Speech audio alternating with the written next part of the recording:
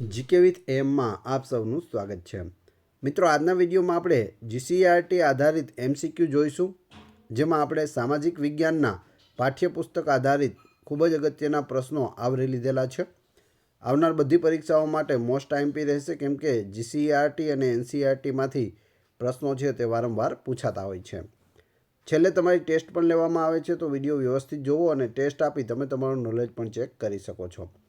એ સિવાય આની પીડીએફ પણ તમને પ્રોવાઈડ કરાવવામાં આવશે. તો જોઈએ ખૂબ જ અગત્યના આ પ્રશ્નો. ઈસવીસન 1757ના સ્વાતંત્ર્ય સંગ્રામના મુખ્ય નેતાઓમાં કોનો સમાવેશ કરી શકાય નહીં? જો નહીં આપેલું છે, ખાસ ધ્યાન રાખવું. ઘણા બધા પ્રશ્નો એવા હોય છેલ્લે નહીં આપેલું હોય અને આપણે જોયા વગર કોઈ પણ વસ્તુ છે તે ટીક કરી દેતા હોય છે. તો અહીં સાચો જવાબ આવશે ઓપ્શન એ, બાલાજી વિશ્વનાથનો સમાવેશ થતો નથી. ઈસવીસન 1857ના સ્વાતંત્ર્ય સંગ્રામનું મુખ્ય કારણ કયું હતું? તો મુખ્ય કારણ હતું ભારતમાં બ્રિટિશ સત્તાની સ્થાપના. કયા કારણે ભારતીયો રાજકીય સત્તાથી દૂર જતા રહ્યા? બ્રિટિશ સામ્રાજ્યવાદને કારણે ભારતીયો છે તે રાજકીય સત્તાઓથી દૂર જતા રહ્યા. કઈ સાલ સુધીમાં અંગ્રેજોએ ભારત પર પોતાની સંપૂર્ણ સત્તા સ્થાપી દીધી હતી? ઈસવીસન 1818 સુધીમાં. સહાયકારી યોજનાનો જનક કોણ હતો? સહાયકારી યોજનાના જનક તરીકે લોર્ડ વેલેસ્લીને ઓળખવામાં આવે છે. ઓપ્શન સી અહીં સાચો પડે છે. તમને જવાબ આવડતા હોય તો તમે સાથે સાથે કમેન્ટ બોક્સમાં જવાબ પણ આપી શકો છો. લોર્ડ ડેલહાઉસીએ કયા પેશવાનું પેન્શન બંધ કરી દીધું હતું? જવાબ આવશે નાના સાહેબનું પેન્શન છે તે બંધ કરી દીધું હતું. અંગ્રેજોની કઈ વ્યવસ્થા લોકો માટે ત્રાસદાયક હતી? તો એ છે વહીવટી વ્યવસ્થા છે તે લોકો માટે ત્રાસદાયક બની હતી. અંગ્રેજોની જકાત નીતિથી સમાજને કયો વર્ગ બરબાદ થઈ ગયો? જવાબ આવશે ખેડૂત વર્ગ છે તે બરબાદ થઈ ગયો હતો અંગ્રેજોની જકાત નીતિથી. નીચેના પૈકી કયા પાકોનું ઉત્પાદન ભારતના ખેડૂતોએ ફરજિયાત કરવું પડતું હતું? તો એ છે કપાસ, ગળી અને રેશમ. ઈસવીસન 1857ના સ્વાતંત્ર્ય સંગ્રામમાં કોણે ભાગ લીધો ન હતો?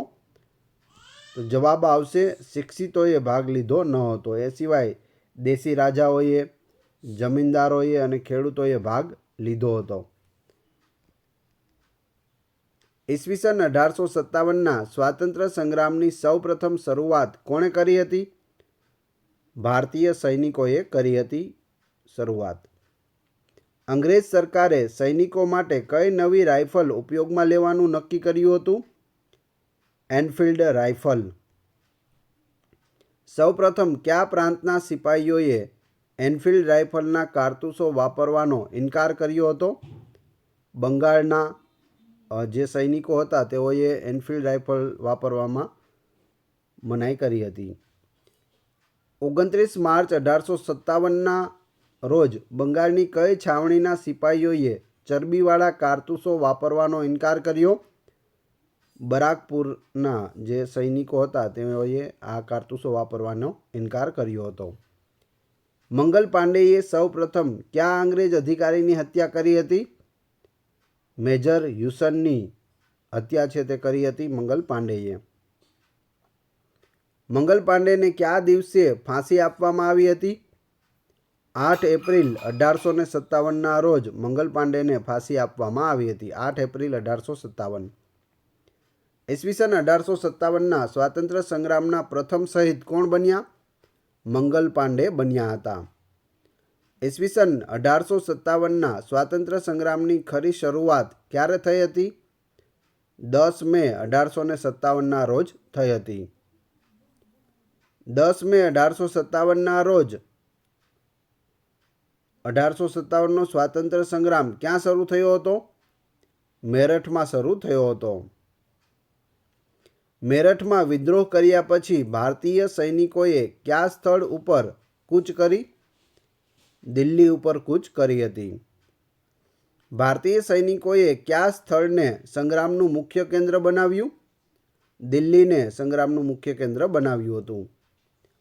ઉત્તર ભારતના સંગ્રામના મુખ્ય કેન્દ્રોમાં કયા કેન્દ્રનો સમાવેશ થતો નથી? તો તેમાં ગ્વાલિયરનો સમાવેશ થતો નથી. તે સિવાય કાનપુર, પટના અને લખનૌનો સમાવેશ થાય છે. લખનૌમાં સંગ્રામનું નેતૃત્વ કોણે કર્યું? બેગમ હજરત મહાલે કર્યું હતું. કાલપી, ગ્વાલિયર જેવા સ્થળોનું નેતૃત્વ કોણે કર્યું હતું? રાણી લક્ષ્મીબાઈએ કર્યું હતું. ઈસવીસન 1857ના સ્વાતંત્ર્ય સંગ્રામના સૌથી વયોવૃદ્ધ નેતા કોણ હતા?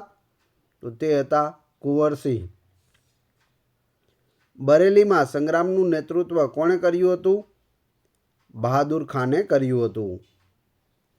કાનપુરમાં સંગ્રામનું નેતૃત્વ કોણે લીધું હતું? તો કાનપુરમાં નાના સાહેબ પેશવાએ લીધું હતું.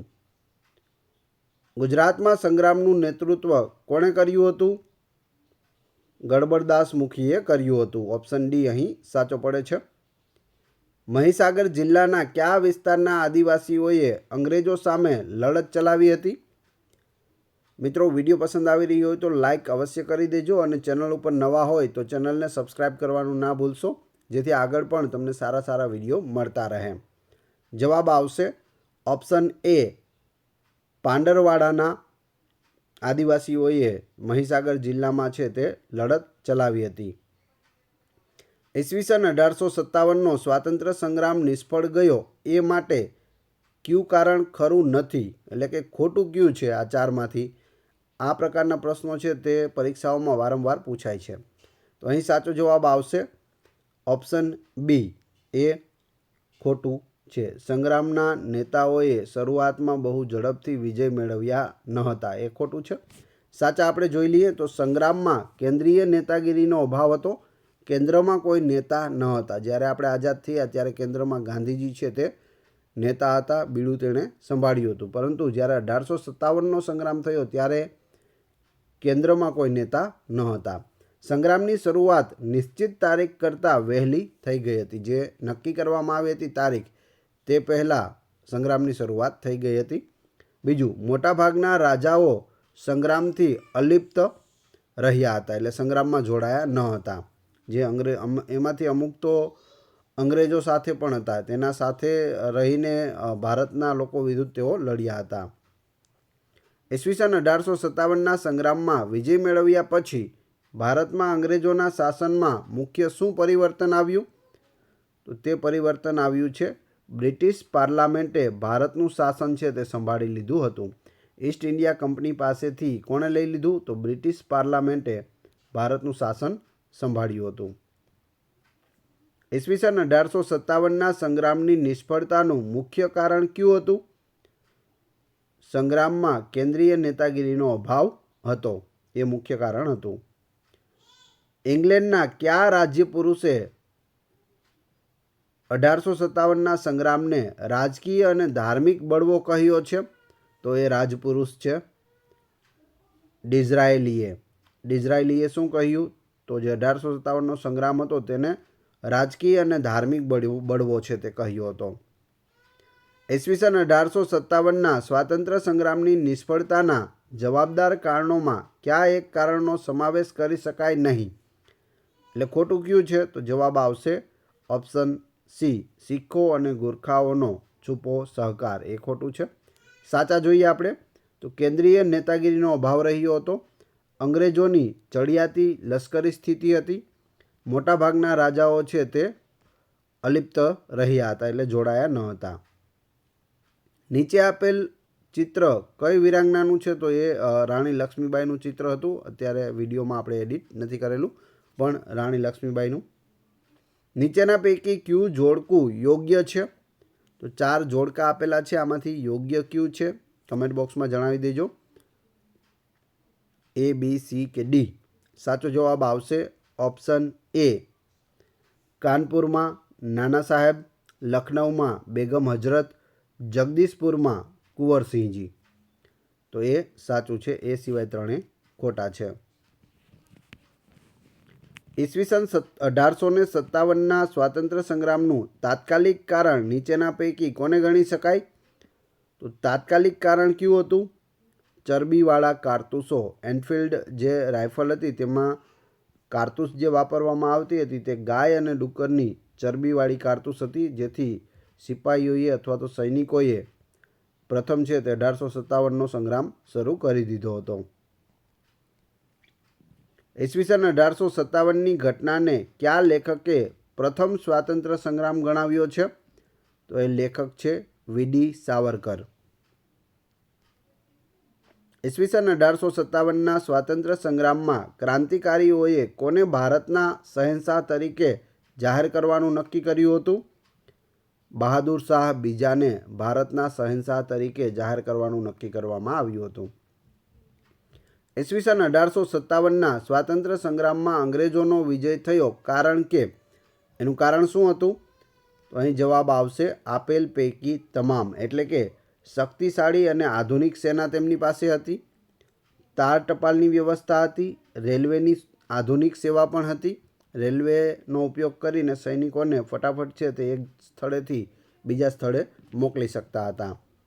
ભારતમાં કેન્દ્રીય નેતાગીરીનો અભાવ હતો. હવે તમારી ટેસ્ટ, જે આપણે વિડીયો જોયો તેમાંથી તમને અહીં પ્રશ્નો પૂછવામાં આવે છે, જેના જવાબ તમારે ક્રમશઃ કમેન્ટ બોક્સમાં આપવાના છે, જેથી મને ખ્યાલ આવે કેટલા લોકોએ વ્યવસ્થિત વિડીયો જોયો છે અને કેટલા લોકોને આ પ્રશ્નોના જવાબ આવડે છે. પ્રથમ પ્રશ્ન છે, 1857ના સ્વાતંત્ર્ય સંગ્રામનું મુખ્ય કારણ કયું હતું? બીજું, કયા કારણે ભારતીયો રાજકીય સત્તાથી દૂર જતા રહ્યા? 3. સહાયકારી યોજનાનો જનક કોણ હતો? ને 4. મંગલ પાંડેએ સૌપ્રથમ કયા અંગ્રેજ અધિકારીની હત્યા કરી હતી? 4-4ના ક્રમશઃ કમેન્ટ બોક્સમાં જવાબ આપી દેજો.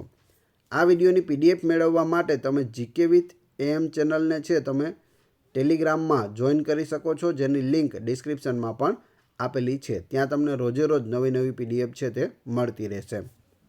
વિડીયો પસંદ આવ્યો હોય તો લાઇક, કોમેન્ટ, શેર અને સબસ્ક્રાઈબ કરવાનું ના ભૂલશો.